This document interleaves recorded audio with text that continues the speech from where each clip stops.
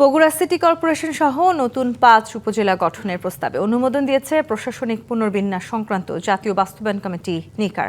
বৃহস্পতিবার বিকেলে প্রধানমন্ত্রী তারেক রহমানের সভাপতিত্বে নিকার ১২০তম বৈঠকে এই অনুমোদন দেওয়া হয়। নতুন ৫ উপজেলার তালিকায় রয়েছে বগুড়ার মোকামতলা, কক্সবাজারের মাতামুহুরী, ঠাকুরগাঁয়ের রুহিয়া ও ভুল্লি এবং লক্ষ্মীপুরের চন্দ্রগঞ্জ। নিকারের বৈঠকে অনুমোদন পাওয়ার আগেই অবশ্য যাত্রা শুরু করে বগুড়া সিটি কর্পোরেশন। গত ২০ এপ্রিল বগুড়া সফরে গিয়ে সিটি কর্পোরেশনের ফলক উন্মোচন করেন প্রধানমন্ত্রী তারেক রহমান। এছাড়াও সচিবালয়ে মন্ত্রিপরিষদ বিভাগের প্রধানমন্ত্রীর কার্যালয়ে অনুষ্ঠিত এক সভায় দেশের হাওর অঞ্চলে ভারী বর্ষণে ক্ষতিগ্রস্ত কৃষকদের সহায়তা দ্রুত পদক্ষেপ নিতে সংশ্লিষ্টদের নির্দেশ দিয়েছেন। এজন্য স্বচ্ছতার সঙ্গে ক্ষতিগ্রস্ত কৃষকদের তালিকা তৈরি করতে প্রয়োজনীয় নির্দেশনাও দেন সরকার প্রধান।